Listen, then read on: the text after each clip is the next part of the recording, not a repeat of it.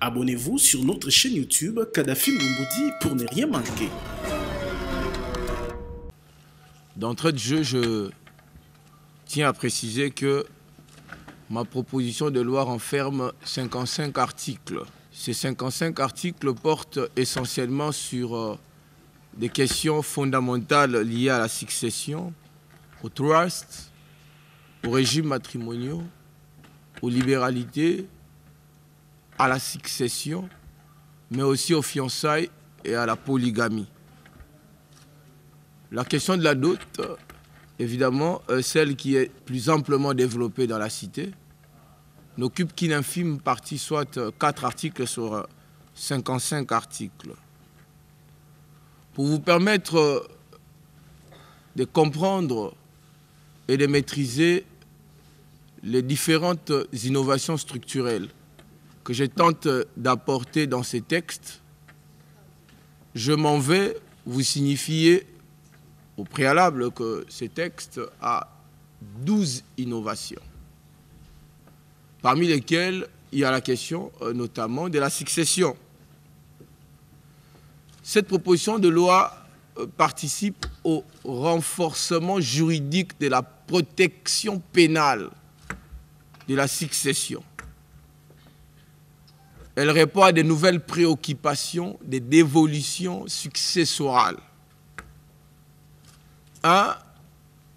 Sur la question de la succession, elle assure la protection pénale de la conjointe survivante et des héritiers de la première catégorie contre les intrusions des tiers de mauvaise foi. Désormais, avec cette proposition de loi, il est strictement proscrit à quiconque de mauvaise foi d'expulser la conjointe survivante ainsi que les héritiers de la première catégorie de leur seule maison d'habitation.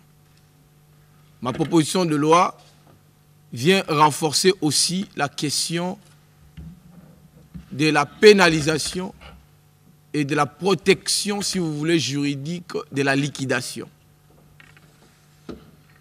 Aujourd'hui, la procédure, la désignation du liquidateur dans la législation en vigueur laisse un goût d'inachevé. Et en conséquence, plusieurs successions sont en guerre. Plusieurs enfants du même lit ou des lits différents sont opposés en justice au motif pris. La question de la désignation du liquidateur et même seule de la liquidation ou même de l'ouverture de la succession n'a pas été suffisamment clarifiée par les législateurs. Et donc, cette proposition de loi vient apporter des réponses adéquates. Désormais, on ne peut désigner un nouveau liquidateur sans que celui qui l'a été de manière testamentaire ou à la suite d'un conseil de famille n'en ait été relevé.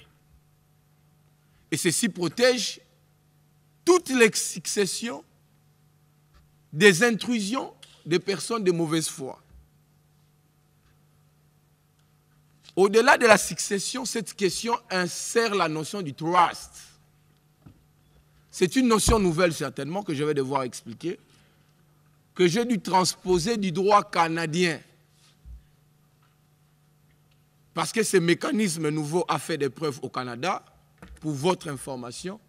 La France l'a transposé et les États-Unis à un moment donné. C'est grâce à ces mécanismes, finalement, que les grandes entreprises et les grandes marques internationales ont été préservées.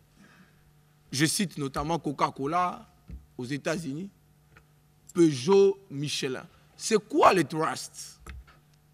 Le trust est un mécanisme postmoderne de transfert des actifs successoraux ou des protections juridiques de gros héritages et voire même des transmissions transgénérationnelles des richesses.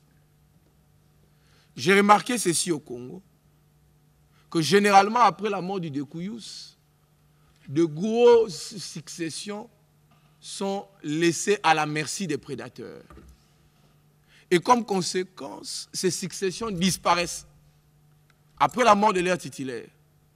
Il vous souviendra certainement dans ces pays, Dieu a élevé des gens qui comptaient des millions, qui ont engagé des millions de Congolais. Mais finalement, après leur mort, les entreprises ont fermé des portes. Sous la dot, la deuxième innovation porte sur le montant de la dot. Ce montant de la dot ne tombe pas des nues. Ce n'est pas une fabrication congolaise. Est-ce que, chers compatriotes, vous qui me suivez, savez-vous que depuis 1984, le Congo-Brazzaville d'en face a fixé déjà le montant de la dot? Savez-vous qu'au Mali, le Code des familles et des personnes a fixé le montant de la dot? Au Sénégal, le Code de la famille du Sénégal a fixé le montant de la dot. Pas plus loin ici au Gabon, on a supprimé la dot. La tendance de fixation et de suppression est continentale. Et la République démocratique du Congo ne peut pas demeurer en reste. Dire, écoutez, nous n'allons pas nous inscrire dans une perspective de mutation. Nous voulons qu'on nous impose même des effets qui ne relèvent pas de la coutume.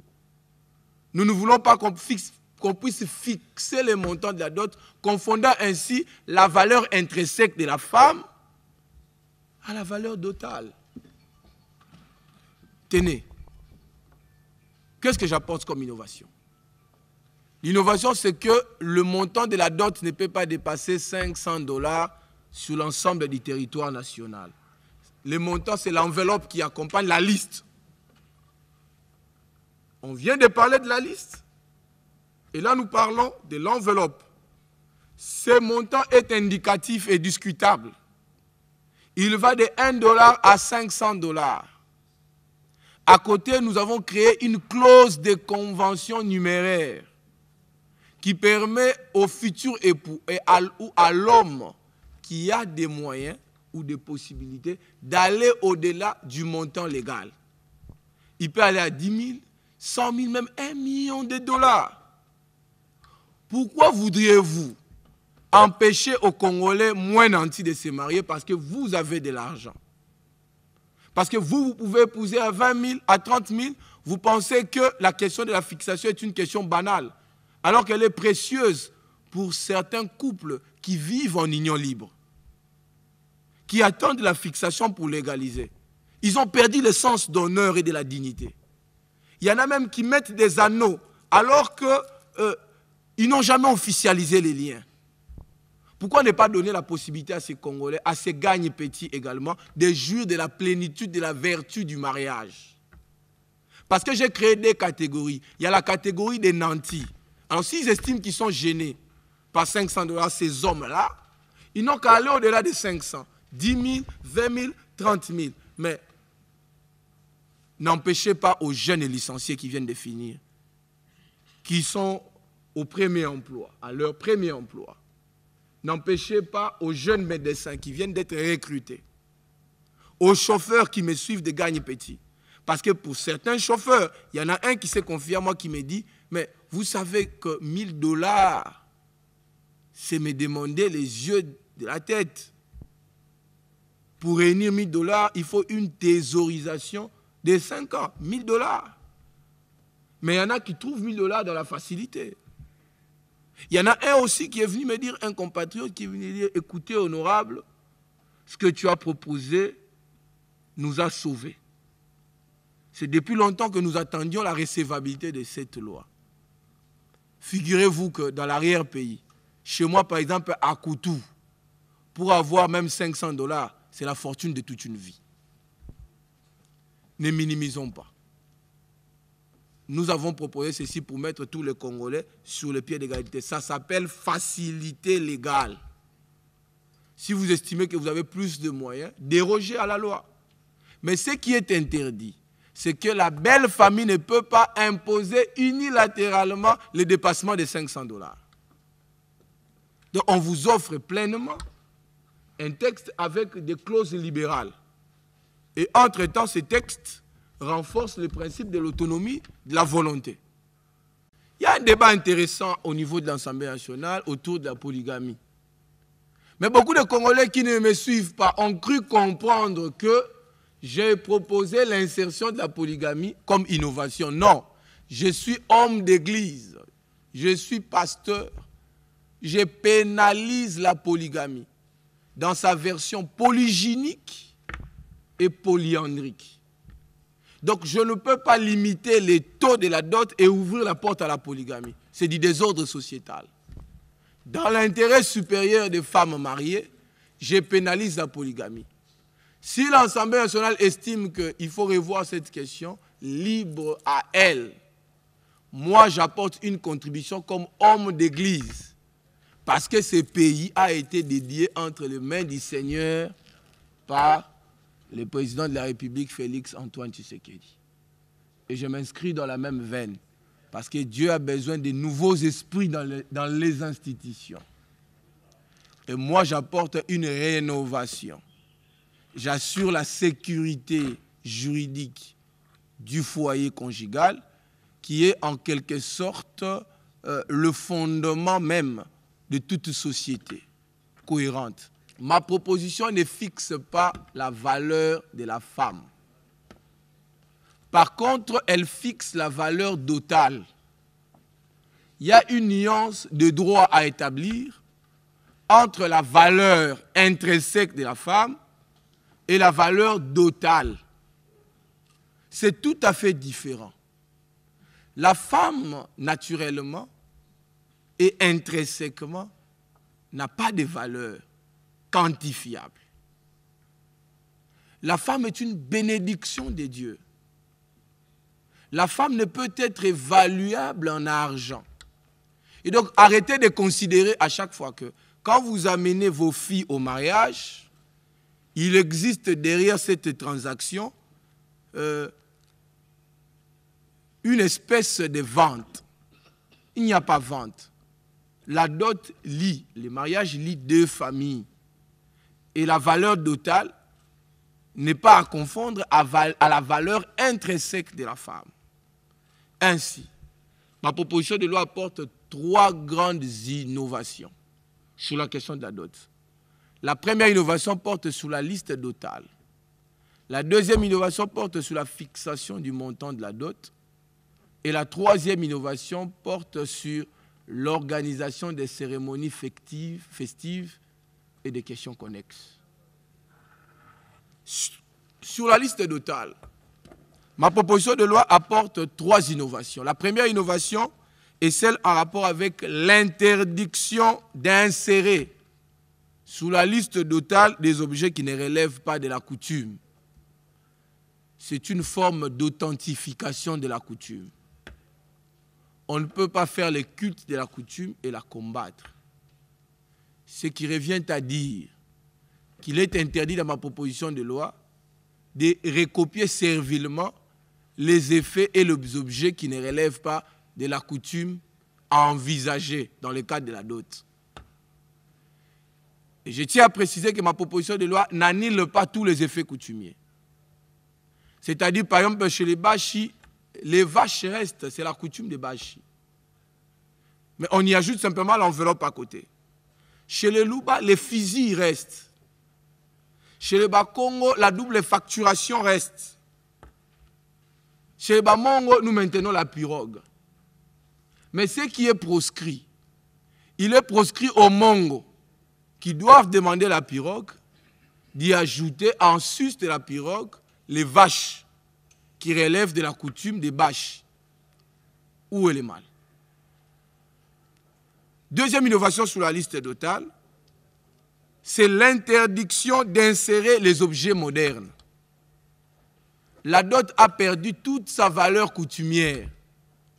Aujourd'hui, les jeunes gens sont butés à des difficultés telles que, lorsqu'ils sollicitent les listes dotales, en sus des effets coutumiers, machettes, ainsi de suite, ils voient apparaître des objets modernes. Écran plasma. Ça, j'en interdis. Kabel au 30 pouces, ça vient faire quoi? C'est des choses qui ne relèvent pas de la coutume. Le groupe électrogène, kit complet Canal Plus avec abonnement de 2 ans. Des choses comme ça ne relèvent pas de la coutume. Un iPhone 14 Pro Max, c'est des choses qui ne relèvent pas de la coutume. Je ne sais pas si ça gêne quelqu'un, le fait de faire une proposition qui, 1, authentifie la liste Total conformément à la coutume, 2, assainit la liste Total conformément à la coutume, et 3, prescrit des limitations. Ça, c'est la troisième interdiction, les limitations. Quel type de limitations? Des limitations quant à la surfacturation et à la multiplication des effets d'auto. Ma proposition de loi interdit qu'on puisse multiplier sans l'accord du futur conjoint des effets d'auto. Là où la coutume demande une pièce wax, vous en demandez 12. Non, ma proposition interdit. Ma proposition interdit la multiplication de nombre de chemises et de nombre de pantalons. Amenez-moi 15 pantalons, 15 chemises. Sans s'en rendre compte, les Congolais sont en train de se créer entre eux des barrières. Et plusieurs filles sont restées longtemps à la maison simplement parce que ceux qui voulaient les épouser ont été butés à des contraintes totales. Avec cette proposition de loi, tout homme désormais aura sa femme et toute femme aura son mari et il y aura moins de débauches et il y aura moins de désordre sociétal. C'est une contribution d'un homme d'église qui veut asseoir les valeurs au cœur de la cité. Nous voulons construire une société de valeurs. Chaque enfant doit avoir un père et une mère. Je pense qu'avec cette proposition de loi, dans 10 ans, il y aura de moins en moins le phénomène Koulouna. Abonnez-vous sur notre chaîne YouTube Kadhafi Moumoudi pour ne rien manquer.